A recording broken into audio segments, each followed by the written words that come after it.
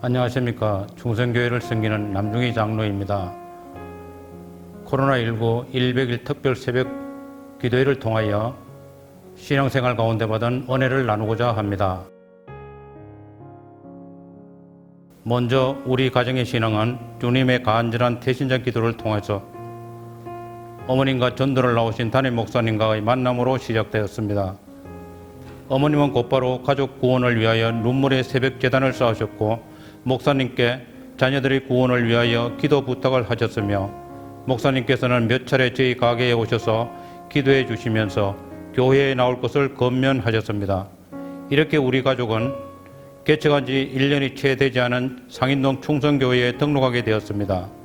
처음 신앙생활은 주일 성수도 잘하지 못하던 나약한 믿음이었지만 어느 날부터인가는 문득 죄에 대한 생각으로 나의 삶의 모습을 되돌아보게 되는 시간들이 나타나기 시작할 무렵인 1997년 IMF의 국가부도라는 외환 위기로 저희 가정에도 커다란 시련이 찾아왔습니다. 세상을 사랑하고 친구를 좋아하여 친구의 보증을 쓰고 돈을 빌려주었던 것이 보증인 책임으로 돌아오게 되었기 때문이죠.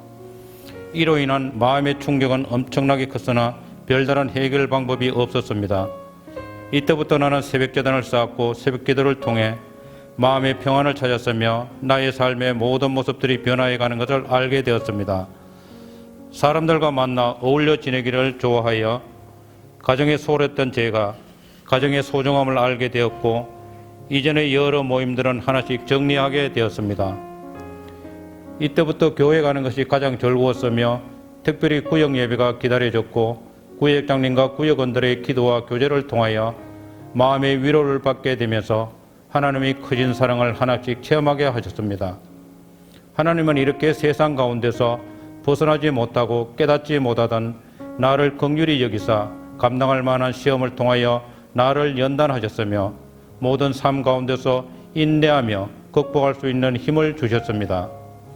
하나님의 은혜 없이는 살아갈 수 없었던 순간순간들, 물질의 어려움으로 마음이 약해지고 지칠 때도 많았지만 여호수아 1장 9절 말씀 강하고 담대하라 두려워하지 말며 놀라지 마라 내가 어디로 가든지 내 하나님 여호와가 너와 함께 하느니라는 말씀을 붙들고 기도하며 힘을 얻었습니다.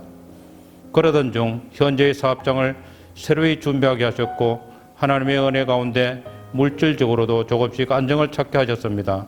이렇게 하나님은 하나님의 계획과 방법으로 저와 저희 가정을 고난을 통하여 축복의 길로 인도해 주셨습니다. 하나님은 올해 또 한 번의 참으로 힘들고 어려운 시련의 시간을 주셨습니다. 저희 가정의 믿음의 기둥이여 기도의 어머니께서 치매와 노환으로 5년 동안 요양병원 생활을 하시던 중 1월 20일 하나님의 부르심을 받아 하나님의 품으로 가셨습니다. 어머님과의 이별의 슬픔이 채 가시기도 전에 코로나19라는 전염병으로 온 나라가 공포와 두려움으로 불안해할 무렵 저에게도 처음에는 감기 증상과 똑같아 감기로만 생각하였던 것이 증상이 심해져 검사를 받게 되었습니다. 검사 결과 확진이라는 판정 문자를 받고 조금 당황스러웠지만 가장 먼저 교회와 담임 목사님과 대면한 여러 성도님들이 생각났습니다. 나로 인하여 교회가 어려워질 수도 있었기에 목사님께 전화드리고 장로 카톡방에 공지하면서 기도 부탁을 드렸습니다. 이때가 신천지 31번 확진자로부터 하루에 수백 명씩 확진자가 발생하던 시기라 대구시와 보건당국도 체계적인 확진자 관리가 되지 않아 1339 전화와 보건소의 도움을 받을 수 없는 앞이 보이지 않는 상황이었지만 하나님은 목사님과 장로님들의 중보기도와 여러 집사님들의 예비된 손길을 통하여 가톨릭 병원에 입원하여 치료받을 수 있는 길을 열어주셨습니다. 이러한 모든 가정들이 하나님의 크신 사랑이요 은혜임을 고백합니다.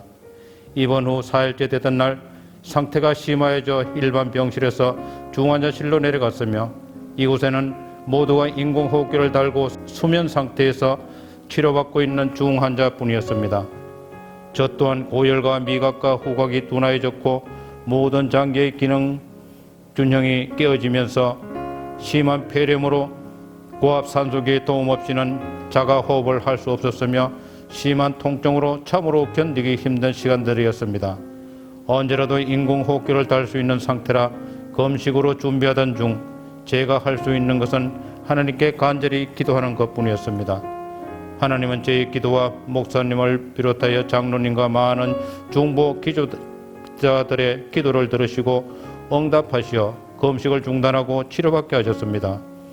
이때부터는 제 생명과 치료와 회복은 하나님께 있다는 확신과 믿음으로 마음의 평안을 누리게 되었으며 육체의 고통을 견디어 갈 수 있었습니다. 이렇게 힘든 시간을 견딜 수 있었던 또 하나의 힘은 가족의 사랑이었습니다.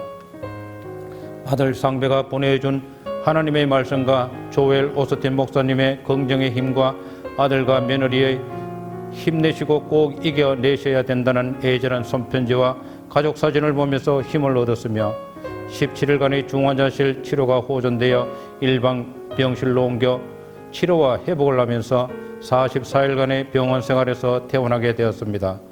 참으로 힘든 고통의 긴 시간이었지만 감사한 것은 이 시련을 통하여 하나님은 상배와 며느리에게 하나님의 사랑을 알게 하시고 하나님의 은혜에 감사하며 더욱 성숙한 믿음의 사람으로 세워가시는 것이었습니다. 치료하시고 회복케 하신 하나님께 감사 찬양 올려드리며 하루속히 백신과 치료제가 개발되어 우리의 일상이 회복되기를 간절히 소망합니다. 목사님을 비롯한 장로님과 중보 기도로 힘을 주신 모든 분들께 감사 인사드리며 더욱 살아계신 하나님을 전하며 주님의 몸된 교회를 힘써 섬기는 장로가 되겠습니다. 감사합니다.